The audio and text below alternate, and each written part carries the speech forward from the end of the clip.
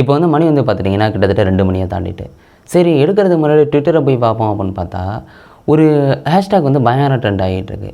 இது மாதிரி பாகிஸ்தான் பிரதமர் இருக்காப்புல, அவர் வந்து இது மாதிரி சொல்கிறாப்புல, நாங்கள் வந்து வின் பண்ணிட்டோப்பா இந்தியாவுக்கு எதிராக, அங்கே பல இடங்களை அடிச்சிட்டோம் அப்படின்னு ஒரு வீடியோவும் வந்து வைரல் ஆகுது. அப்படியே இந்த ஹேஷ்டேக்லாம் பயங்கர ட்ரெண்ட் ஆகுது. இப்படி மிட் நைட்டில் வந்து இது நடந்துக்கிட்டு இருக்கு. சரி, இதை நம்ம கிராஸ் செக் பண்ணுவோம் அப்படின்னா ஆனி இது மாதிரி நல்ல வெரிஃபைடு சேனல்ஸ் இருக்குல்ல, அதில் போய் செக் பண்ணுவோம் அப்படின்னு போனால், பட் அதில் வந்து இதை கன்ஃபார்மாக வந்து பார்க்க முடியல. நாளைக்கு தான் இது வந்து உண்மையாகவே நடந்துச்சா அப்படிங்கிற ஒரு விஷயம் வந்து தெரியும். பட் அது மாதிரி சொல்லியிருந்தாங்க அப்படின்னு வைங்களேன், இதெல்லாம் வந்து எவ்வளோ ஒரு கேவலமான செயல். ஏன்னா இன்றைக்கி சாயங்காலம் 5 மணிக்கு போர் நிறுத்தம் வந்து சொல்லிட்டாங்க 2 கண்ட்ரியுமே. அப்போனா சண்டை போடாமல் தானே இருக்கணும். பாகிஸ்தானுக்கு வந்து அதெல்லாம் பொருந்தாது. உள்ளே பூந்து நைட்டு அடிச்சுக்கிட்டு இருக்காங்க. போர் நிறுத்தம் பண்ணி 3 மணி நேரம் கழித்து ட்ரோன் வந்து உள்ளே வருது, பீரங்கி வந்து அடிக்குது. இவங்கெல்லாம் வந்து என்ன சொல்கிறது அப்படின்னு தெரில. அந்த மாதிரி அட்டாக்கை வந்து பண்ணிக்கிட்டு இருக்காங்க. இந்தியன் கவர்மெண்ட் வந்து அதை தடுத்துக்கிட்டு இருக்கு. அங்கே உள்ள பொதுமக்கள்லாம் யோசிச்சு பாருங்களேன், கரண்ட் இல்லாமல் ரொம்ப கஷ்டப்பட்டுக்கிட்டு வந்து இருக்கிறாங்க. சரி, இன்றைக்கினால நிம்மதியாக தூங்கலாம் அப்படின்னு நினச்சி வந்து தூங்கியிருந்திருப்பாங்க. மறுபடியும் வந்து இவங்க வந்து அட்டாக் பண்ணியிருந்திருக்காங்க. நம்ம இந்த வீடியோவில் நிறைய விஷயங்களை பார்க்க போகிறோம். நேற்று நைட்டு நடந்த அட்டாக்கு, இன்றைக்கி நடந்தது, இன்றைக்கி வந்து போர் நிறுத்தம் பண்ணது, அதை பாகிஸ்தான் மீறினது, அதுக்கப்புறம் இப்போ பாகிஸ்தான் பிரைம் மினிஸ்டர் எதுவும் சொல்லியிருக்காப்புல அது, அதை தாண்டி பாகிஸ்தானோட பட்ஜெட்டில் 18% கிட்டத்தட்ட இராணுவத்துக்காக ஒதுக்கியிருக்காங்க. அது எவ்வளோ கோடி, அதை தாண்டி எவ்வளோ கடன் வச்சுருக்காங்க அப்படின்னு பல இன்ட்ரெஸ்டிங்கான விஷயங்களை இந்த வீடியோவில் வந்து பார்க்க போகிறோம். சரி வாங்க, அதை ஃபஸ்ட்லேருந்தே பார்க்க ஆரம்பிப்போம். எல்லாருக்கும் வணக்கங்க. முதல்ல இந்த விஷயத்தை எங்கேருந்து ஆரம்பிக்கிறதுனா, நேற்று நைட்டு போவோம். நேற்றைக்கு நைட்டு பாகிஸ்தான் என்ன பண்ணுறாங்கன்னா, ட்ரோனை ஃபுல்லாக அட்டாக் பண்ணுறதுக்கு அனுப்பிடுறாங்க. ஜம்மு காஷ்மீர்லேருந்து ஆரம்பித்து பஞ்சாப், ராஜஸ்தான், குஜராத் அப்படின்னு அந்த எல்லையோர மாநிலங்களில் உள்ள மாவட்டங்கள் இருக்கும்ல, அங்கே எல்லாத்தையும் வந்து அடிக்க அனுப்பிவிட்றாங்க ட்ரோனை.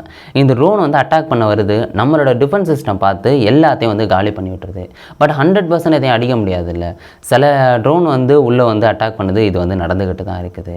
பட் இருந்தாலும் மேக்ஸிமம் எல்லாத்தையும் வந்து நம்மளோட டிஃபென்ஸ் சிஸ்டம் காலி பண்ணிவிடுது. அப்பையும் அவங்க வந்து அடங்குற மாதிரி தெரில. என்ன பண்ணுறாங்கன்னா, ஃபத்தே-1 அப்படின்னு சொல்லப்படுற ஒரு மிசைலை வந்து ஏவி விட்றாங்க. இது வந்து கிட்டத்தட்ட 140 கிலோமீட்டர் வந்து போகுங்க. அதை தாண்டி நல்லா ஃபாஸ்ட்டாகவே வந்து இது போகும். இது அங்கே பாகிஸ்தான்லேருந்து ஏவி விடுறது கிட்டத்தட்ட பஞ்சாப் எல்லை ஹரியானாவுக்கு பக்கத்தில், அதாவது ஹரியானா மாநிலம் தான், அங்கே வந்து இது உழுவு வருது. நம்மளோட டிஃபென்ஸ் சிஸ்டம் பார்க்குது ஏதோ வேகமாக வருதுடா அப்படின்னு, அதை வந்து நம்மளோட டிஃபென்ஸ் சிஸ்டம் அடித்து வந்து காலி பண்ணுது. அந்த குப்பை இருக்குள்ள அடித்து நொறுக்குன அந்த மிசைலு அதை எடுத்துகிட்டு போய் வந்து சோதனை பண்ணுறாங்க. இது எந்த மாதிரி உள்ளது, எப்படி உள்ளது அப்படின்னு. இது வந்து நடந்துக்கிட்டு இருக்குது. இப்படி அவங்க பண்ணதுக்கு வந்து நம்ம பதிலடி கொடுக்கணும்ல. நம்ம என்ன பண்ணுறோம் அப்படின்னு வந்து பார்த்துட்டிங்கன்னா, அவங்களோட சில இராணுவ முகாம் இதெல்லாம் இருக்குல்ல, அதை வந்து நம்ம வந்து அடிக்கிறோம். நம்ம ராவல்பிண்டியில் கூட வந்து ஒரு இடத்துல வந்து போய் அடிச்சிருந்துருக்கோம். இது மாதிரி பல இடங்களில் நம்ம அடிச்சிருக்கோம். ஆனால் நம்ம அடித்தது வந்து எதுவும் பொதுமக்கள் இருக்கிற இடம், மசூதி அப்படிங்கிற எந்த ஒரு இடமும் கிடையாது. நம்ம ஆளுங்க அடித்தது எல்லாம் கால்குலேட்டாக தான் அடிச்சிருக்காங்க. முதல்ல வந்து ஆப்ரேஷன் சிந்தூர் அப்படின்னு ஆரம்பித்தப்பயே இந்த பயங்கரவாதிகள் இருக்கிற இடமா வந்து அடித்தாங்க. அப்புறம் இராணுவ முகாம்கள் இதை வச்சு தான் வந்து அடித்தாங்க. இவங்க வந்து குறி வச்சது வந்து பார்த்துட்டிங்கன்னா, technical infrastructure, command and control centre, radar sites and weapon storage areas, இந்த மாதிரி இடங்களை வந்து குறி வச்சு இந்தியன் கவர்மெண்ட் வந்து அடிக்குது. இப்படி துல்லியமாக அடிக்கிறதுனால அங்கே உள்ள பொதுமக்களுக்கு எந்த பிரச்சனையும் வராமையும் வந்து பார்த்துக்கிறாங்க. நம்ம இராணுவம் என்ன பண்ண முடியுமோ அதை வந்து பண்ணிக்கிட்டு இருக்காங்க. இப்படியே அவங்க பண்ணதுக்கு வந்து நம்ம பதிலடி வந்து திருப்பி கொடுத்துட்றோம். ஆனால் அவங்க வந்து இந்த பொய் பிரச்சாரம் பண்ணுறதெல்லாம் வந்து அப்போ எப்படி தான் வாய்கூசாமல் பொய் சொல்கிறாங்களோ வந்து தெரியலை. அப்படியே அவங்க வந்து பொய் சொல்லி தெரிஞ்சுக்கிட்டு இருக்காங்க. ஆனால் நம்ம என்ன அட்டாக் பண்ணணுமோ வந்து அதை வந்து பண்ணிக்கிட்டு இருக்கோம். இப்படி சில நாளாகவே இந்தியா பாகிஸ்தானுக்குள்ளே பயங்கர போர் பதட்டம் நிலவிக்கிட்டு இருக்கு. இந்த நேரத்தில் இன்றைக்கி சாயங்காலம் 3:35 போல் பாகிஸ்தான் இராணுவ நடவடிக்கைகளோட இயக்குனர் ஜெனரல் வந்து ஃபோன் பண்ணுறாப்புல. இங்கே உள்ள இயக்குனர் ஜெனரலுக்கு 2 பேரும் ஃபோன் பேசுகிறாங்க. அங்கே உள்ளவங்க சொல்கிறாங்க, சரி ஓகே போரை வந்து நிறுத்திக்கலாம் அப்படின்னு வந்து சொல்கிறாங்க. ஏன்னா அங்கேயும் பயங்கரமான டேமேஜ் விழுந்துருக்குல்ல. அப்புறம் நம்ம ஆளுங்க நினைக்கிறாங்க, சரி ஓகே மக்களுக்கும் ஆபத்து அதிகம் இருக்குது அப்படின்னு, சரி போரை நிறுத்திக்கலாம் அப்படின்னு சொல்லிடுறாங்க. இப்படி சொன்னதுக்கப்புறம் நம்ம இந்தியன் கவர்மெண்ட் வந்து ப்ரெஸ் மீட்டை வச்சு சொல்கிறாங்க, நிலவழி தாக்குதல், வான்வழி தாக்குதல், கடல் வழி தாக்குதல் எல்லாத்தையும் வந்து நிறுத்திக்கிறோம், போர் நிறுத்தம் வந்து சொல்லிட்டோம் அப்படின்னு வந்து சொல்கிறாங்க. ப்ரெஸ் மீட்டில் வந்து அதை சொல்கிறாங்களா?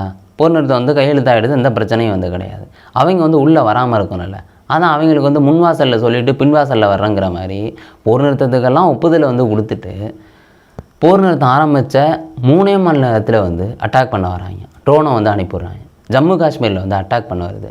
மறுபடியும் வந்து ஃபுல்லாக வந்து சத்தம் கேட்க ஆரம்பிக்குது, கரண்டை வந்து கட் பண்ணுறாங்க, சைரன் வந்து மறுபடியும் எழம்ப ஆரம்பிக்குது அப்படின்னு பல விஷயங்கள் நடந்துக்கிட்டே இருக்குது. ஜம்மு காஷ்மீர் முதல்வர் வந்து சொல்கிறாரு, என்னங்க போர் நிறுத்தம்னு சொன்னீங்க, மறுபடியும் வந்து அவங்க அட்டாக் பண்ண வராங்களே அப்படிங்கிற மாதிரி சொல்லியிருக்காப்புல. பஞ்சாபில் வந்து ட்ரோன் வந்து வந்திருக்கு அப்படின்னு பல விஷயங்கள் நடக்குது. அதனால பஞ்சாபில் உள்ள ஒரு சில எல்லை மாவட்டங்கள்லேயும் வந்து கரண்ட் கட் ஆகுது. இது மாதிரி எல்லை மாவட்டங்களில் வரிசையாக வந்து கரண்ட் கட் பண்ண ஆரம்பிக்கிறாங்க. இது மாதிரி அட்டாக் நடக்குது அப்படின்னோன்னு ஏன்னா யோசிச்சு பாருங்களேன், இன்கேஸ் வந்து உள்ளே வந்து அட்டாக் பண்ணாங்கன்னா என்ன பண்ணுறது? அதனால பல இடங்கள்லேயும் வந்து கரண்ட் வந்து கட் பண்ணிக்கிட்டு இருக்காங்க. கவர்மெண்ட்டே சொல்லுது, நீங்கள் வந்து சரி உங்கள் இதில் கரண்டே கட் ஆகலனாலும் நீங்கள் உள்ளே வெளில எல்லாம் லைட்லாம் ஆஃப் பண்ணிவிடுங்க, இருட்டாக வச்சுங்க அப்படிங்கிற மாதிரி வந்து சொல்லியிருந்துருக்காங்க. இந்த போர் நிறுத்தத்தையும் மீறி அவங்க உள்ளே வந்து இது மாதிரி அட்டாக் பண்ணுறாங்க. அவங்களெல்லாம் என்ன சொல்கிறது?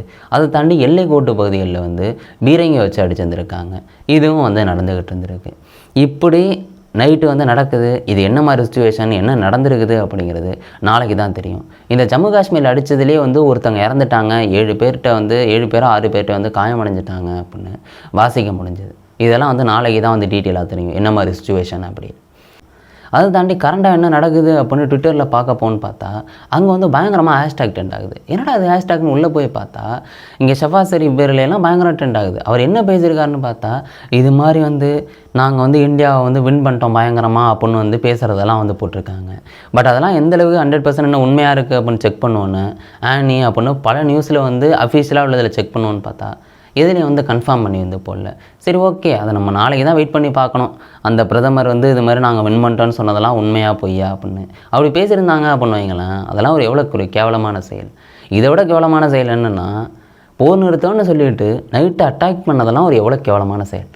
நாளைக்கு என்ன தெரியுமா சொல்லுவாங்க, நாங்கள் அட்டாக் பண்ணுமா, நாங்கள்லாம் உள்ளே எல்லாம் வரலப்பா அப்படின்னு பயங்கரமான ஆக்டிங்கை போடுவாங்க பாருங்களேன். நீங்கள் வேணால் நாளைக்கு பாருங்கள், அது நடக்கும். அதை தாண்டி அவங்களோட பொருளாதாரமே அந்தளவுக்கு இருக்குது. ஏன்னா அந்தளவுக்கு கடன் வாங்கிட்டு இருக்காங்க. ஐஎம்எஃப்டே ரீசெண்டாக வந்து கடன் கேட்டாங்க. அப்படி கடன் கேட்டப்போ வந்து ஐஎம்எஃப் பரிசீலனை பண்ணுது. அப்படி பரிசீலனை பண்ணி $1 பில்லியன் வந்து உடனடியாக வந்து கொடுக்குறாங்க. ஒட்டுமொத்தமாக கிட்டத்தட்ட $2.3 பில்லியன்.